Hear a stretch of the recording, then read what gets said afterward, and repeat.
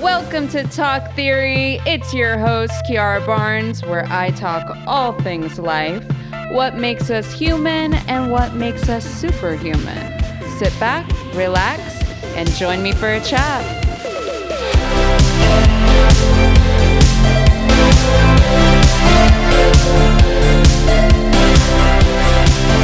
Hello. Hi. Welcome back to another episode of Talk Theory. I'm Kiara Barnes, your host. How's everyone doing? How was everyone's Christmas? I hope it was good. It's just me. I feel like the week leading up to the new year has felt extra long this year. But we've made it. Not complaining.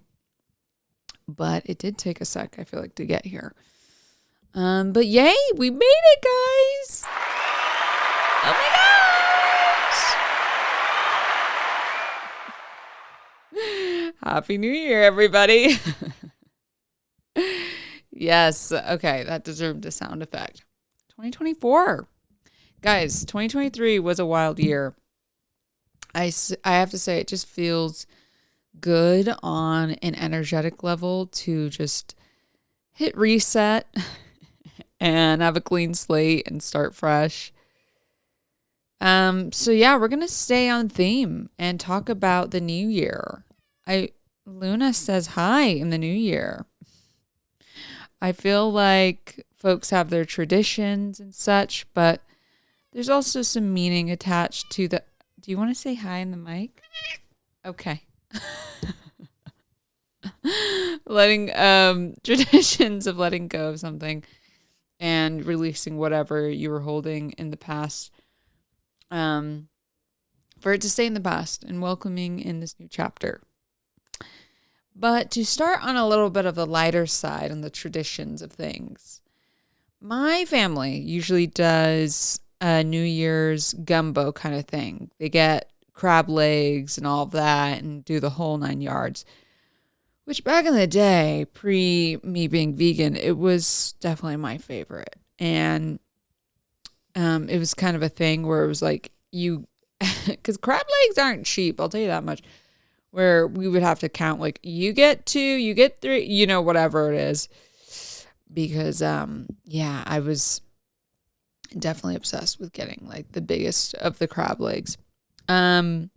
I need to figure out if I'm gonna make like a vegan version. I don't know. I don't think I will. I might just do something different. But anyway, because I usually do my own vegan versions on Thanksgiving and all that, but it's a lot of work, and I'm not gonna lie, it feels kind of nice just to relax. So we'll see how I'm feeling. Other than that, we usually play games, watch the ball drop on TV. And that's that, kind of chill, good food, desserts, pretty chill evening. I feel like when I was a kid, we used to go outside and bang pans together. I don't know if we did do that, but it feels like we did. Streamers or something.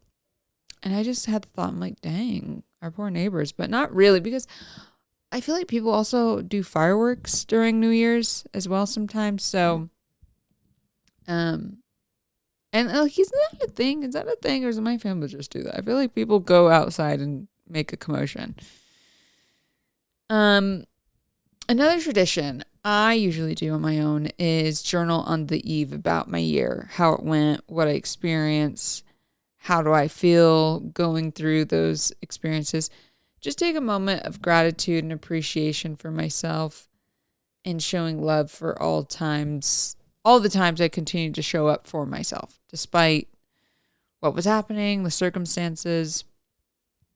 And if you've been listening for a while, you know about the SAG strike. I've talked about it. And, we it's over now, thank goodness. But it was a really difficult time and caused a lot of fear, sense of lack and stress, and getting to the end of the year and having made it out alive is a huge accomplishment. And not to mention all the things it taught me, because it really did feel like another COVID lockdown wave where all of a sudden you have this major halt on work and you have this ample time to look at yourself in a mirror and be very honest with how you've been moving and feeling, any fears, anything, resentments. And yeah, I'm not going to lie, it wasn't always rainbows and sunshine, that's for sure. It took a lot of introspection to get to where I'm at now. But I have to say, I feel super, super grateful to have such a clear understanding and excitement of my purpose within the industry and the kind of work I want to do and all the creativity that I produce outside of my acting roles as well.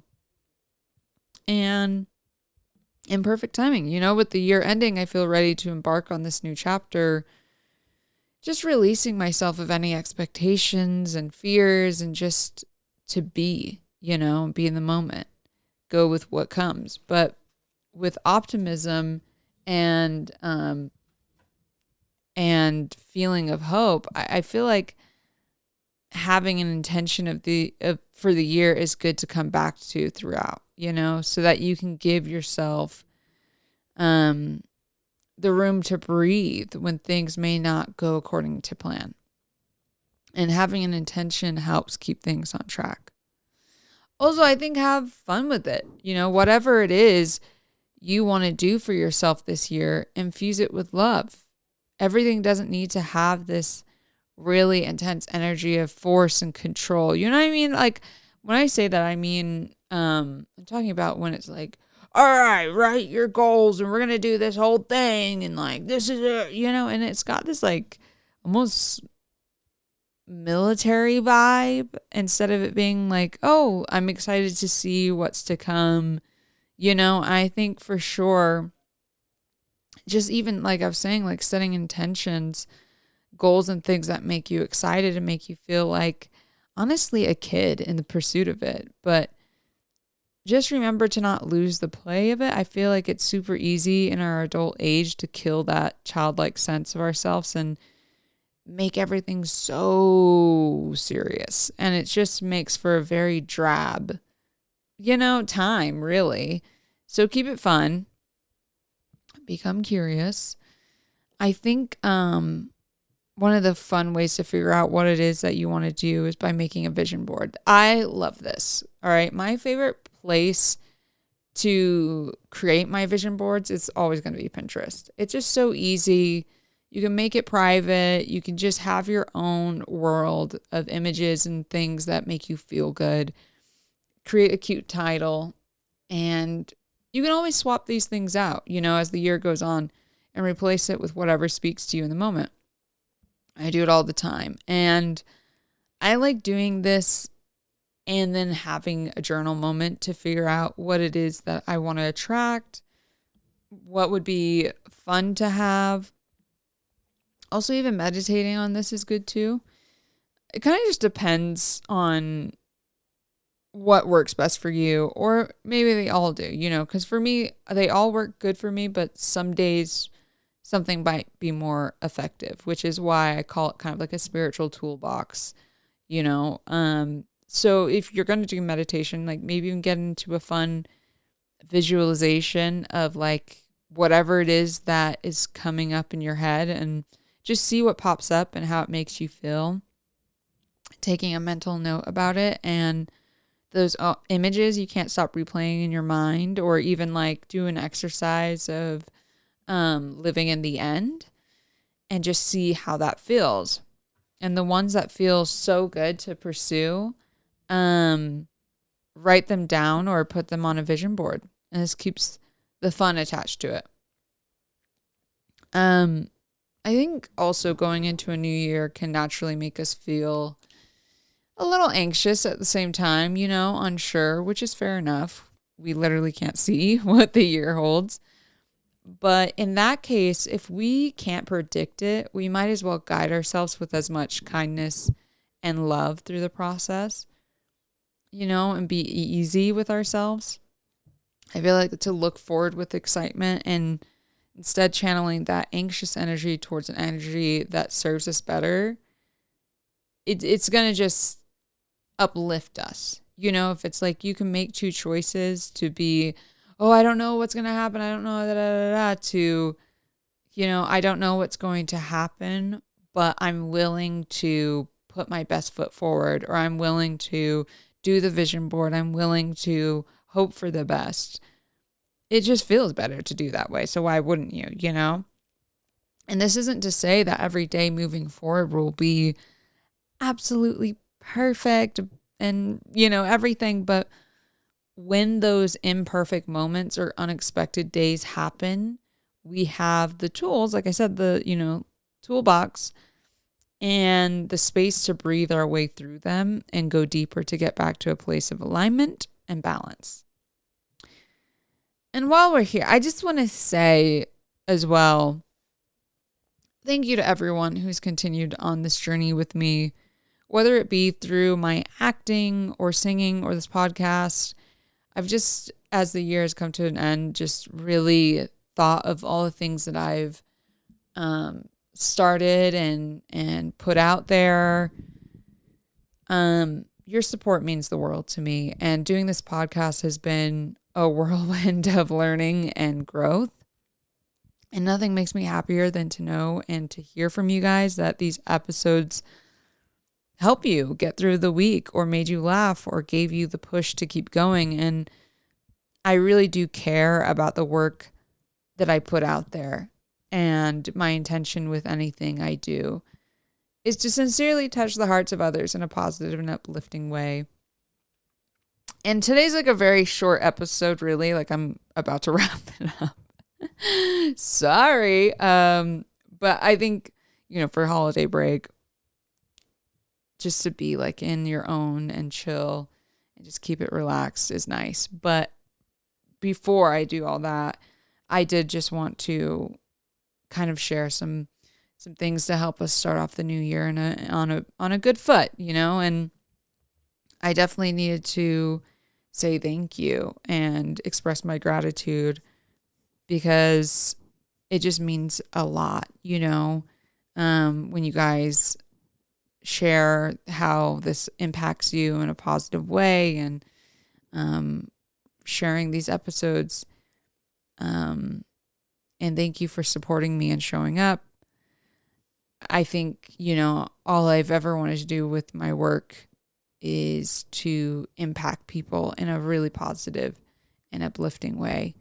And whether that be through my music, where it's cathartic to listen to, or my performances on the screen, where you can heal through my character, because I'm also healing through the work that I do, and just investing my time in the character and conveying these things.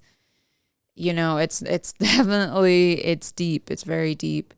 And same with the podcast. Like any episode that I've created has been something that I'm going through on in real time, or something that I'm learning or have learned about. And I just want to share that with you guys, because my intention, just as a human, as a spirit living in this world, is to, you know, keep like this circulation of love and understanding and peace as much as we can. There's a lot going on all the time. And yeah, so I just want to say that. Thank you for supporting me. Thank you for showing up. Cheers to a year of endless opportunities, many blessings, lots of love, lots of laughs. And I love you all very dearly. Okay, the theory of the week. Oh my gosh, in the new year. If you are made up of the universe you breathe, you are the stars, the dust, the ocean, and the trees, and everything in between. You are infinite beyond measure. You are love. Oh my gosh, that is like so poetic. I have to read it again. If you are made up of the universe you breathe, you are the stars, the dust, the ocean, and the trees, and everything in between.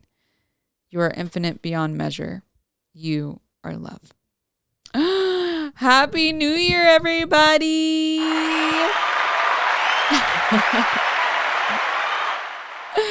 I shall see you next week. Hey, love you. Bye.